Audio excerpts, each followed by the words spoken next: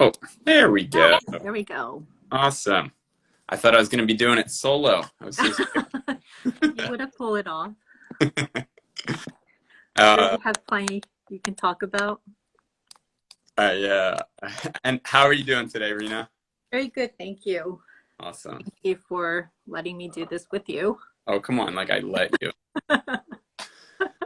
I'm honored anybody wants to talk to me. Yeah, especially about these topics. Right, right. So Yeah, today we'll be talking about trust. And I think the title was Trusting Children, Trusting the Process, which is huge, and trusting ourselves, which is like they're all different levels, right? yeah. And I guess I want to start. Let's talk about our backgrounds first so that we can kind of ground the space so that we can say this is where we're coming from. Mhm, Would mhm. you like to start, Rena? Okay, sure. Well, I have pretty much a lot of history behind me now. Um, I grew up in Japan, spent a little bit time in the US due to my father's business. And I grew up in a very conventional way, and university was an absolute mandatory thing. So I walked a very conventional, traditional way. And my kids, on the other hand, we tried, but they had learning differences. So it was really hard to stay on the mainstream education system. And for us, it wasn't a choice to do homeschooling, but it ended up being that way. And as we homeschooled, I learned about unschooling. And unschooling was what really changed everything, I guess. Unschooling, which we also had to do a lot of unlearning. And that's where the process happened of trust. And that's where a lot of trust happened for kids. And ultimately, that's where trusting myself happened. Mm, And we did unschooling for a few years, and then by choice, the kids went back to school. okay. So yeah, all three of them are now back to school, which was their choice. So Right. You didn't like fail, right? no, it was always an option. We always Yeah. revisited our options before this following school year. So, I wanted my kids to know that there's options, that, my way is not the highway. And all children, they might want something else. So it didn't end up for us being that way, but I didn't mind if a few of my kids went to school and one or two homeschooled. I didn't mind, but it just so ended up that they all went back to school. That's good. I feel like I'm still caught up in a mindset, whereas if my kid chose to go back to school, I would still have to maybe de-school around that idea a bit. Oh, I feel like, yeah, I'd be like, oh no, what do you mean? no, I know, Dan. I struggle a little bit too. Yeah, If I had my way and only my way, I would keep them at school, but yeah, they have their own reasonings. And I think, with unschooling, that's also a part of it because it's child led and yeah, we respect that they are trusting their process. yeah. The trust, right? We're back at trust. It's hard. Yeah, yeah, yeah. All right. So I guess my background was I was very schoolish. Like I was going to school to be a teacher. And I even like going through the practicum student teaching, I felt a little weird about being in school and how we treated children versus how like what I learned how we should be treating children, how they learn versus how we thought they learned in classrooms, and they were two different things. And that was I felt like kind of some like friction inside of me. And then after that point, I was teaching at a I was teaching at a daycare, basically childcare, all the way up to private kindergarten, and it was very interest led. And it was so cool to be like, yeah, this is a lot of what I've learned about, and a lot of this makes sense.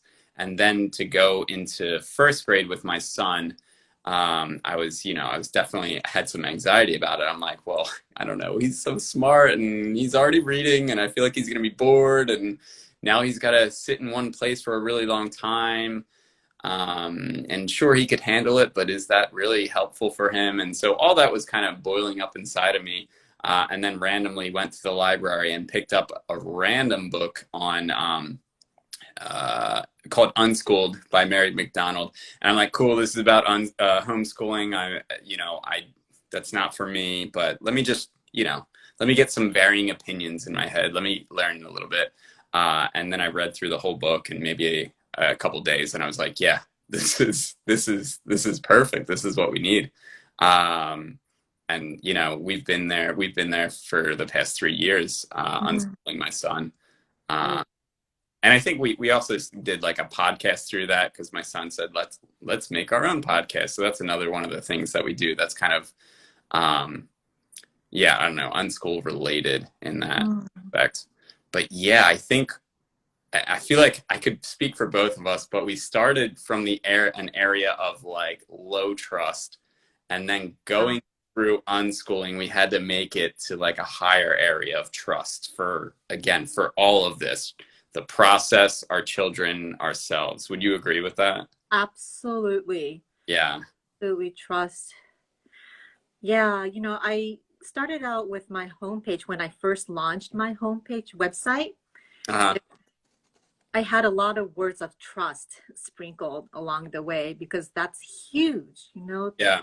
trust the process, trust I mean, I guess it boils down to being able to trust myself. Otherwise, I can't trust my kids. I can't Yeah. trust the process. So Yeah.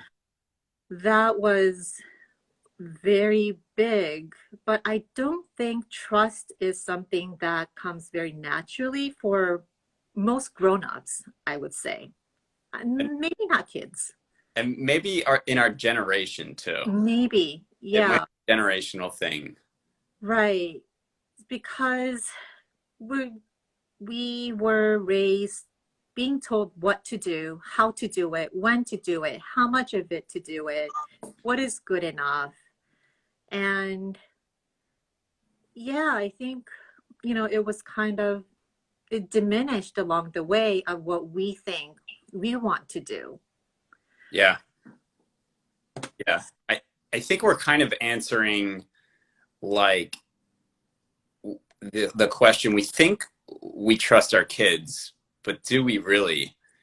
And what's stopping us, right? And, I was wanting to ask you, so for you, what does it look like? What do you think it looks like when kids are trusted? What does it look like? It's such a hard question because it looks different for every parent, and every parent is like a different journey along a different, and we're not all starting at the same point and we're not all ending at the same point either. Mm-hmm. Mm-hmm. And the point I'm at now is not necessarily better than another person's. Right.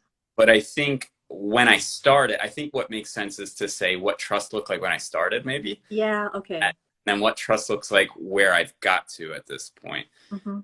When I started, man, I don't know. It's such a distant me, even though it was only like really 3 years ago.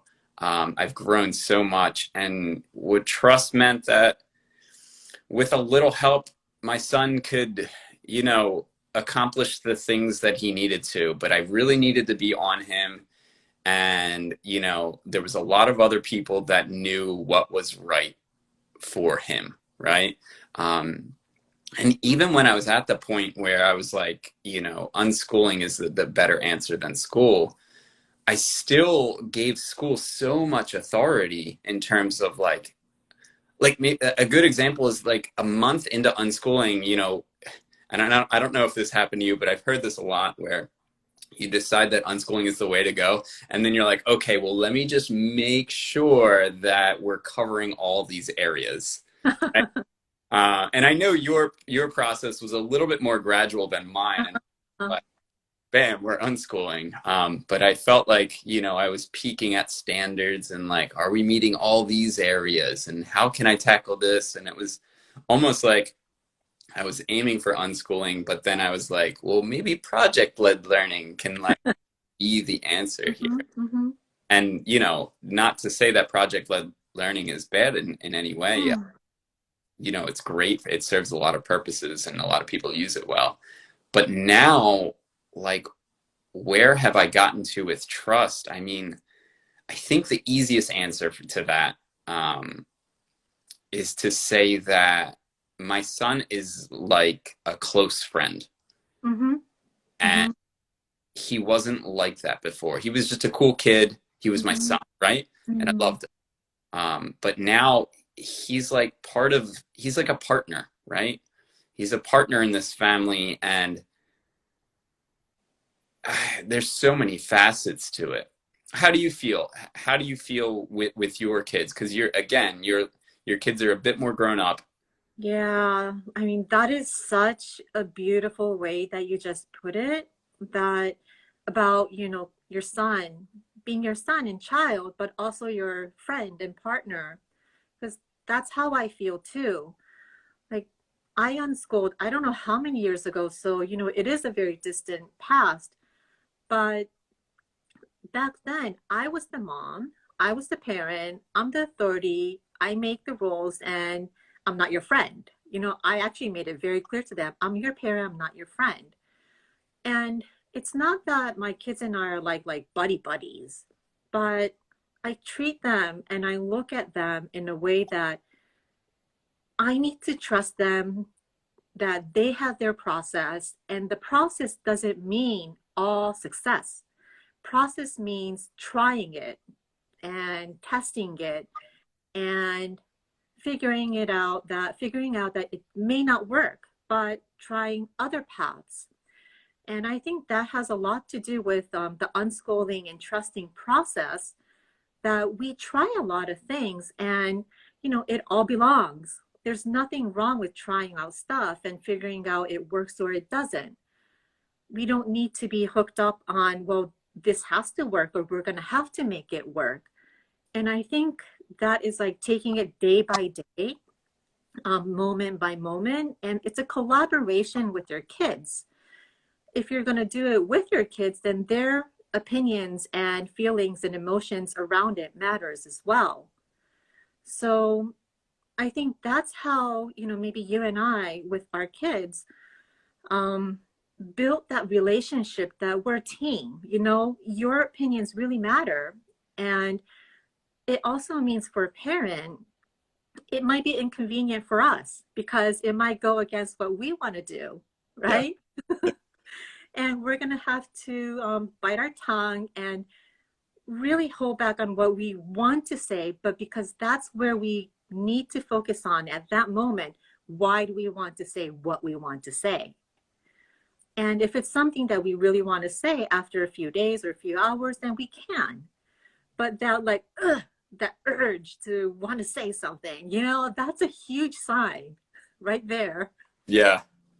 Yeah, I think the word that I liked the most out of what you were saying was inconvenient, and I feel like that's like putting it lightly, but definitely there is inconvenience. And I think the way that our society frames childhood is like largely kind of an inconvenience for adults. And maybe that's putting it harshly, but I think oftentimes it's like it's about the authority, who has the power in the family.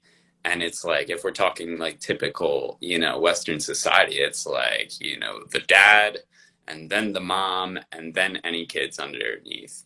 And it's really not fair. It just isn't fair. And I felt that as a kid too, but it becomes so ingrained in you as a person that you don't like pick that apart as an adult. You're Right. like, oh, this is the way things are. And I guess kind of what I'm talking about is like, cycles, Mhm. kind of the generational trauma type stuff. Mm. Um, and I think like when we're talking about self-directed learning Mhm. and unschooling, the Mm, trust is in trusting your child, trusting your partner with like close to, if not exactly, an equal stake in like the power and authority that they have. Um, mm, Even just the the power to do individual things. Like this is what I want. Um, it's so hard because I, again, like I said, even in the beginning, it was tricky for me. And I've helped a lot of families kind of that were interested, but they kept dipping their toes in the water. And once they realized that it was uncomfortable, um, because anything that's new, like unschooling is radical. It really is. And even we could even say homeschooling is kind of radical at this point still. Um, it's uncomfortable, and you get people that judge you for that. And a lot of parents, a lot of adults just want to appear like they have all their stuff together. They have it all together. But when you go into unschooling and even like dip into deschooling and stuff like that, you realize how much you don't have it together. mm, Not to say, not to say that you're just your mind's all messed up. Well, I guess what I'm saying is that it's like you don't have the answers. mm. That's not, it's actually not that important. It's more important to have the questions and to make sure that everybody's on the same page and at least understanding what's going on. Mm. You know, I just noticed that how far you are from the mainstream, if I may, that like not having the answers isn't important is a big statement. Because I think when you mentioned that, there might be families who dip their toes in the water and it's uncomfortable, and the unknown is fear. And, um, we're talking about their kids, we're talking about our kids, and we want to make sure they are equipped and they're ready and they're confident. And, we want the best for our kids, basically, when they grow up. But how to get there when you think about it really, really logically is to let them try things, let Hmm. them make their mistakes. When you think about it really logically, that's what it is. But because we love them so much, we don't want them to get hurt, we Yeah. don't Yeah. make mistakes that, we made and all that. And it's coming from a good place, it's coming nothing but from love. Yeah. And, I will acknowledge that for parents, like we all love our kids more than our own lives, maybe. So, but it takes a lot of courage and bravery to be able to actually just, okay, sit with it, acknowledge I am fearing for failure for my child. But then again, trust comes in. Trust comes in because I trust that this child has all the tools, the resources, the intelligence, the tenacity, the humility, everything I want this child to be as a good human being. I trust that this child has. And oh my goodness, that is hard. Right. And I feel like um we could talk about this all day. Like that's the way to go. You need to trust. You need to trust the process. You need to start trusting yourself so that you can trust your child. Um, but like, how do we get there? What has there been anything that has worked for you to help you process all those thoughts, to go through deschooling, to figure out all your pain points and your anxieties and say, well, look, I can work past this area. I'm more of a person, I think that's like personality trait as well. I burn my bridges as I go. Right. So, when I decided to unschool because it made sense. No matter how I looked at it, it was very radical. It just made sense. And so I decided to take a leap of faith and I went cold turkey. I everything was nothing was off limits. The kids had free access to the snack shelf, drawers, YouTube, TV, games, no limits whatsoever. And after a year or two, they started to self-regulate, like everything self-regulated a lot faster than 1 year. But that was a process. I think it had a lot more to do with like human psychology and biology, like needs of when you're limited, you want it. And Yeah. when you're restricted, you want it more. Yeah. And when you get to have it, you want a lot of it. And it's just human nature, I think. So I kind of utilized that and believed that if once they have enough of it, they're gonna, not that they have to move on or anything, but they're just gonna take what they need. And that also has to do with like a bigger picture of, the world and, greed and all that. But yeah, sorry, I think I missed your question. I forgot your question, but what the process was? Yeah, like I guess that's great. That's great. Everything that you were sharing. Even if we're posing questions here, I think like the conversation is more important than arriving at the answer. Um, I guess what I'm saying is how do you get there, right? Yeah, How the trust. yeah, how do you get to that trust?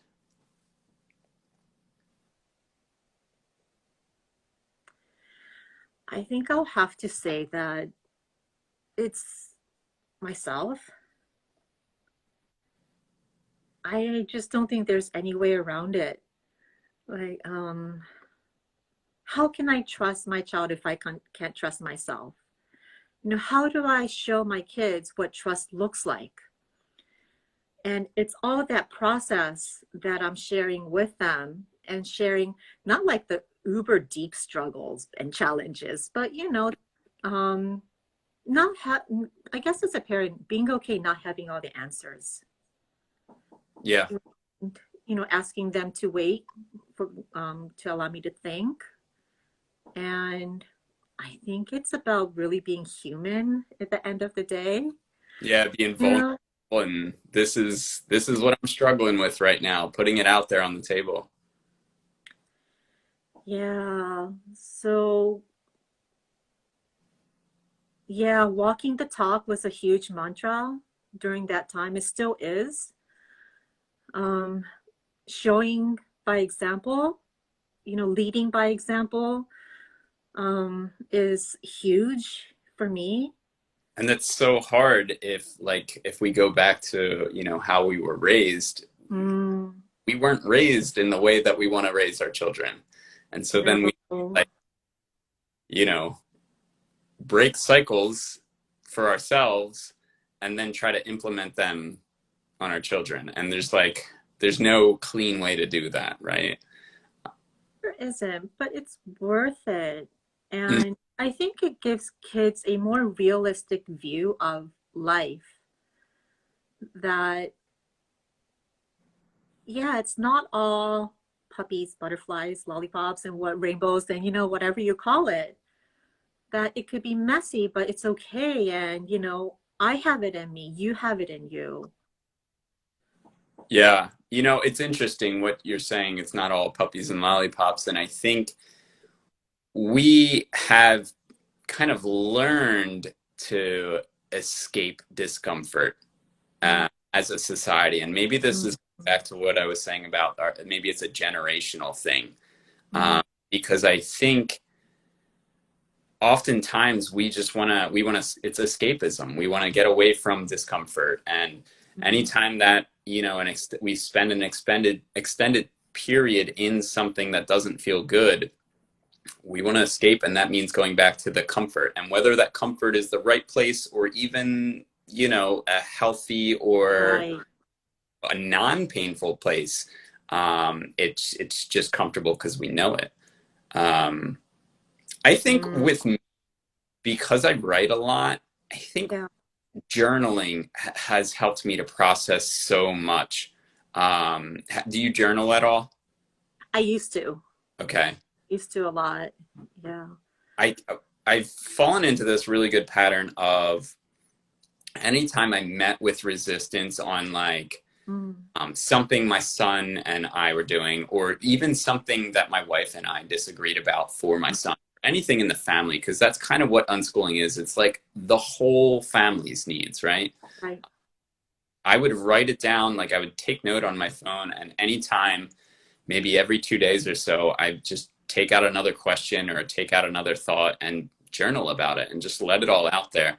And that was my way to, and it's served me so well just to process all of, what is not working. Because I think without that, in my head, I can allow, painful things or disagreements, and they're just kind of separate, and I never process them. And then I can go back to Netflix, or go back to whatever sort of escapism I can get into. Right, right. But really sitting there and processing them has, through words, through writing, has really helped me. Mm. You know, I think I kind of forgot what my process was because it's quite a long time ago. Yeah. But I also was really trying to tune into my own intuitions and follow the thread. Like it could be, I just really, because I wanted my kids to follow their curiosity and passion and interest. And they had no logical order or good or bad attached to what they do. So I also try to reestablish that myself within me because, that was long gone as I grew up. So my process, I think, looked a lot like I tried to look for a lot of keywords to connect me to my next step. So it could be wanting to watch Netflix or a book or read a book or a movie or something. And it always somehow connected. You gave me some sort of keyword that I was looking for to move forward. And there's no reason behind that. There's no logic. But I was really trying to live what that looked like, my own curiosity, my own instincts and intuition look like. Kind of going back to what you were saying just now, like whole family needs, I think it's a huge thing. It's if it's a if you're not in a single parent home and you're not doing everything on your own, there's a lot of people around you that work with you or well you will have to ask to work with you. And that I think is a very big part to kind of this is a big topic, like break the cycle. Yeah. Yeah, I mean, one parent can trust all they want, but if the other parent isn't on board, then that makes it exponentially more difficult. Hmm. Not that that's a bad thing, because each parent has the best interest, of the child at heart. And they have different things that they bring to the table as well. Right. So, Yeah, I think, that's a tricky area to navigate. And I do often hear this from parents, is that, I'm on board, but my husband isn't. And I say it that way because it's often the moms that I see that are, homeschooling, whereas the dads are the ones working, and I'm just the opposite of that, right? Um, uh, and that's what it is. It's that the father or the dad is in a different mindset.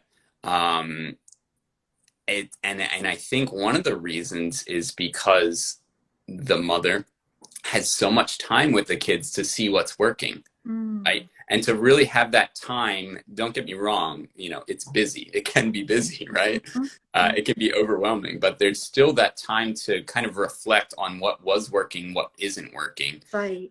And if you're pushing curriculum and it's not working, Yeah. it, you understand that a lot more if you're the one pushing that curriculum, Right. right? Um, that's tricky. And I find that as much as I try, well, in trying to connect with my wife, Yeah. because we are on two different levels, I feel like I have to find like the common denominator. Hmm, hmm, This is what we both agree on currently. hmm, hmm. Um, I'm not going to set rules outside of that. Right, right, Um, right. Yeah, I think you just said something really important, like currently. Like, you don't have to think of what to do, but what to do next. What is the next step? Like being able to see only, be okay with just the next step and not having like a whole grand plan until your kid is like 25. I think that's really important. And when you take that approach, I feel that it's a lot more approachable for the parent who may not be with the kids as much as the other parent. And eliminating and trying to address, where the fears are, what the discomfort is, and being able to approach it and dissect it in a logical way, I think might be helpful. And that, that no, you don't have to be responsible for everything else that's going to happen in the next 10 years, but let's see how this works, let's see how this works. I think that's a really fantastic way to make the unschooling philosophy possible. Yeah. Yeah. And I was, from a couple things that you said, one, tackling your own curiosity, and two, in reaching out to the other, your partner as well, and connecting with them. So tackling your own curiosity was made sense to me, because I was like, well, my son is spending so much time finding his own curiosities, finding his own interests, and I'm helping him do that. So why don't I also do that? And once I found myself doing that, then I was like, oh, this is how that life works. Now I can implement it better. Mm. And I understood the process, and I didn't have to like fake it till I made it anymore. You know what I mean? I started to get it a lot more. So true. And then I think the other thing that's clicked, if we're talking about, not trusting the process, but like trusting ourselves, trusting our family, is that when we're trying to meet our partner at the level that they're at in terms of deschooling, unschooling, understanding self-directed education, once you start realizing that you can't coerce them, you know what I mean? If we're following the unschooling Yeah. Yeah. ethos here, Mm. you're like, oh, okay, it doesn't work on adults either. You just have to let the process unfold, and you can offer, right? You can like, Yeah. this is my offering for you, and hey, check Right. me. But Yeah. it's never like, hey, come up to this level and I Right. because we're here. It's never like that, right? Oh, Dan, oh my goodness. This is such a deep topic that, we can go on for months talking about Oh it. man. But, I love the word that you said, it's an offer. It's not like, hey, I'm going to tell you this and this is how it's going to be. No, it's, if you come into a partnership, like, I guess, like, I mean, there are different variations of partnerships. And, I'm divorced and I have a new family, new marriage. And those two relationships are very different because the first marriage, I went in with like a huge generational trauma baggage. And what happened was unschooling and deschooling and unlearning helped me unload those things that were not serving me or anyone else for that matter. And, you know, once I was able to trust myself, there was a whole new level of respect of myself. And I honored that. And it was very humbling. And when I was able to reach that point, then everyone else becomes, I wouldn't want it any other way but to respect the other person, Hmm. you know? Yeah. Yeah. And that's huge. That's such a big process too. Um, and you want to bring other people into that, Yeah. right? You're like, I don't want to say it's like a bubble, but you're like in this new, I don't know, enlightenment. Almost the same way that when I discovered unschooling, I want to shout it from the top of mountains, like, hey, come join us. It's amazing here. But then I felt like I felt like a Jehovah's Witness, like going door to door. Come But join you our know faith. what? It is fantastic. And they're like, yeah, I wonder what he holds us back though, because there are many people out there, they share what they believe is like so fantastic. Uh-huh. And I wonder, I'm not sure about your process, but my process, to be honest, was painful because I don't know, maybe it was more like a birthing pain. It's not a bad pain, it's all the worthwhile pain. And coming to myself was like a new way of, it was like a rebirth, really. And maybe, because we don't want people to go through pain, we're kind of hiding what might happen along the way. I'm not sure. I'm just talking for my own experience. Yeah, yeah, yeah. I think the one of the big words here is like reparenting. Um, Mm, when you go back to and right, what you were lacking, and not as a diss to our parents, right. raised us, but like they did what they had to, and they did what they could with the information Yes, they had, yes, right? absolutely. And we're in a generation that most of us, or many of us, are not in survival mode anymore, so we can Hmm. and start finding different values that serve us. And so once we start figuring that out, that's when we can like serve it to our family, right? Mm, um and yeah, it's the intuition thing, right? That whole, when we were a child, our intuition was closed off through school, through parenting. And I love what you said before. You were saying like it's like a gut feeling, right? On anything. Because when I hear the word intuition, it sounds like, I don't know, flower. It sounds like a fantasy, right? But it's real, right? But yeah.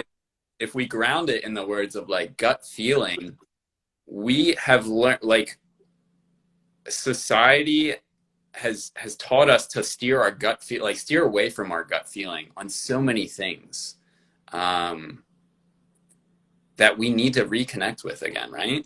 Yes, absolutely. And yeah, we all have that gut feeling, and it's always right, right? Yeah, you can either choose to ignore it and learn it the hard way. Yeah, Yeah. and I'm still doing that work. I'm still getting there. I'm not gonna say I'm like Mm. Yeah, my not husband also perfect. talks about his gut and, his gut feelings. And we met, and he always told me from pretty much day one that he trusts his gut feeling. And I mean, I can't oppose to that. I mean, it's right, you Mhm. know? And the thing is, it might not be convenient for you. I think that's where people might get confused. Is I think I posted something yesterday that just because you choose to follow your gut instincts and your intuition, it's not going to mean you're going to always arrive at the best happy place, Mhm. because it's all about learning. Yeah, That next stage might be not so pleasant, but it's something that you need to do. yeah, And I think the gut is telling us, okay, this is what you need to clear, this is what you need to learn, this is what you need to face and reflect, and then you may move on. You know?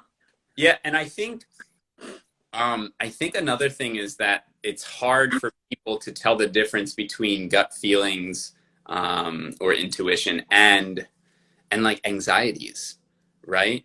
Because you have Huh. things boiling up inside of you that are coming from a different place. Hmm. Kind of have to look through you, and you have to like sift through all of that and say, well, okay, hold on. Is this like intuition, or is this anxiety? And let me, like, you kind of have to process it. Yeah. How do you feel about that? Would you agree with that, or? Yeah, I think that's a really tricky part, and I think that will involve and require us to be able to be really honest with ourselves. Yeah. Yeah. I think that might be the determining factor of whether it's anxiety, or we could also put like, ego, you know, Yeah. Yeah. or gut and intuition. Yeah. That but like everything else, I think that's a practice. Yeah. Mindfulness. Mindfulness practice, like journaling, being able to sit with discomfort, Yeah. not always needing to have an answer right away, but be mindful of, okay, I had this discomfort. And, I also try to follow patterns because that discomfort might just come once and it might go. But if it keeps showing up, for me, that's a sign to address Hmm. it. Hmm. Yeah. That's like I was saying, every time I meet with something that's uncomfortable, um, I I'd like to write it down to eventually address it. And what happens is oftentimes I have to meet with that friction a couple times for me to be like, okay, this is telling me something, Right. uh, and then I can address it. Yeah. So patterns, yeah, Yeah. that's Patterns, mindfulness. Yeah. Yeah. Awareness, right? Like, we're both coaches, and what we do is bring awareness, and that's the same for us. And once we are aware, like aware, then I think it starts to make a difference because it is a sign that it means something to us. And I think, in the beginning, that's all we really need to know is that, okay, get that pattern, and the mindfulness, hmm awareness is the starting point for everything. So I think it comes down to the next step might not look as big as you think. The next step might be as much as an awareness, like a split second almost. yeah. And the mentality, I think, happens with the process. hmm and next steps aren't always like actions, right? Sometimes it's just sitting with something. Yeah, exactly. Exactly. Because Yeah. we like to be able to we like to be able to measure, our progress. But internal progress is not something that you Right. can measure until you're like, wow, I'm thinking about this differently, Mm. right? Yeah, I think that comes down to, do we have something to show for? Yeah. And even if we don't, we have to be okay with it. And yeah, I think we're right back to schoolishness, right? Like, yeah. what did you get on the test? Or like, what did your teacher grade you for this? And Mm, what was your progress in this marking period? yeah, Um, yeah, it's hard to let go of metrics, right? right. And how much of judgment are you doing on yourself? How much do we judge ourselves? I think that is huge as well, because I think the most blind spot is like ourselves, really, the biggest blind spot. Yeah, it's so easy to overlook. It is. Yeah. And it's strange because I'm quite hard on myself, but it just feels kind of better to be really judgmental and harsh and hard on myself and talk BS about myself, which I would never do to other people. Uh-huh. And, that's not good. I feel like that's like what we were saying, like, we overlook ourselves, but maybe as children we were overlooked, right? Mm, And then we internalized that we knew it felt bad, mm-hmm, but so we weren't gonna do that to other people. mm, But we were just like, well, this is my reality. I have to be feeling bad about this. mm. And that's how that cycle is started. And it's, again, not easy to just be like, all right, we're going to cut this cycle right here. You have to really be mindful and look into it. And then the cycle is not just like, hey, that's this one part of my life. It, like, I don't know, it branches into everything, right? It Uh, does. depending on what we're talking about. Mm, Yeah. Yeah, I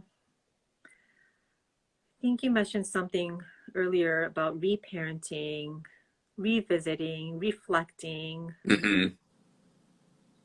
and yeah, I wonder, I wonder how those tied into being able to trust ourselves at the end. I mean, this is still process, and I'm way better than I was when I was in my 20s or when I just first became a mom or like 10 years ago. Yeah, like 10 years ago was the beginning of my journey, like a real Hmm. process and journey began. And yeah, how did I end up trusting myself? Again, it was like following my gut, you know. It's not an immediate, you don't get immediate gratification, that's for sure. Yeah. I think that's a huge thing to keep in mind, that it's not going to be, not maybe not even a couple of months. It might take a few years. It's so hard to hear, right? Yeah, but along the way, there are sprinkles of validation for your gut feeling. Hmm. Sprinkles that might not look good. I mean, not look big. It might not be, because Yeah. you're not given a grade or a report card to say, okay, you trust your gut and this you'll be given an A Yeah. every term. That's not gonna be like, that's not gonna how yeah, it won't look like that.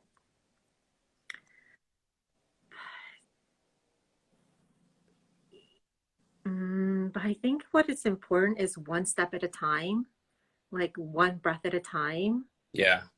and trusting yourself. Don't judge yourself so harshly. And because, I think it kind of also ties into trusting our kids, that we allow ourselves to make small mistakes, to recalibrate or redirect, being allowing ourselves for those small, I wouldn't say mistakes, but adjustments. Lips. Yeah, little blips, Yeah. and being okay and just being always mindful about it, I think gives you a stronger path and a direction to walk towards. Because when we first set off on this journey, we will not have the place to go to. We will not have a direction really. Yeah. All we have is our inner compass as our guide. And it's shaky, right, when we start. Doesn't work that well. No, it doesn't. Right. I think I think what you're talking about, well, we're kind of talking about self-alignment, right? Uh, Mm, I think when we're talking about you have to trust it before you trust it, almost like you have to like jump into it and just let it mm, be. And then you'll start getting the little sprinkles of mm, rewards, like, hey, this is actually working, the little feedback. I mm, think that's the same for things like meditation. mm. And I think that it's the same for unschooling, where you have to be completely non judgmental and open. I'm not saying not reflective, Right. not evaluative, but Mm-hmm. like just we're like info gathering, right? You have to gather a lot, and you have to do that for a long time. And then sometimes when you're like, you know what, I'm tired of info gathering, then like one of those rewards like hits you, and you're like, wow, this is why I'm doing this. Mm, And I've definitely experienced that with meditation. I know meditation doesn't work for everybody, mm. for a couple of reasons. But I've definitely also experienced that with my own self alignment, talking about values, right? And I know you Absolutely. work so hard on that in coaching, like that's your Yeah. focus. um but also unschooling, when I was like, okay, I gotta let go, but I still want to like pay attention, but I gotta let go, and then you know what, I'm gonna stop paying attention because now I'm focusing on my own interests. And then, hey dad, look what I made. I'm like, wow, and you made that from this and this and this. And that's when it hits you when you're least expecting it, and you're like, Mm. Right. You just mentioned something really important. Like, because these kids, when they're unschooling and they're allowed to do something on their own, and we reparent ourselves and we try to follow our guts and we try to make something out from scratch or do something from scratch, we know there's so much process, steps along the way. So I think, by us being able to walk that for ourselves, it gives us a whole new set of eyes to look at and appreciate what the kids do. It's not like just like, oh, Mm. that's great. You Yeah. can come up with so much more questions and be curious and be able to connect with your child when you have gone through those kind of process, because you can appreciate there's so much to it to actually show something to you. Yeah, I think when you have a different when you go through an experience, then you have that different mind frame to be able to like frame what's happening with your kids, and then yeah, that connection, like you said. Mm, Yeah. yeah, everyone likes to be asked questions. Everyone likes to be, appreciated and, you know, be interested in. And I think kids are the same, and they get to showcase what they're proud of and they get to talk about it. And they're so lit up, they're so enthusiastic and energetic about it when they talk about their, creativity and creation. Yeah. Go on and on and on. And they're just waiting for someone to be present there with them Yeah, to yeah, experience. it is. It is. And it's not like, okay, then what are you going to do with this with your life? Not like that. Right, right. Oh, cool. You're interested in drawing. Are you going to be a graphic designer tomorrow? Yeah. Well, listen, Reno, this has been an awesome Yeah, conversation, and I know that, we have definitely not exhausted this topic, right? no, no, Um, but I want to put a boundary on this. yeah. But it's been a pleasure talking with you. I'm sure, we can definitely do more in the future. Uh, Mhm. but thanks for taking your time. Yeah, thank you, Dan. Thank Yeah, you. Very, very powerful. it was good. Yeah. Yeah, it was good. Enjoyed it a lot. Thank you. We'll do it Yeah. again. All right. Take it easy. Thank you. Yeah. Bye. Bye.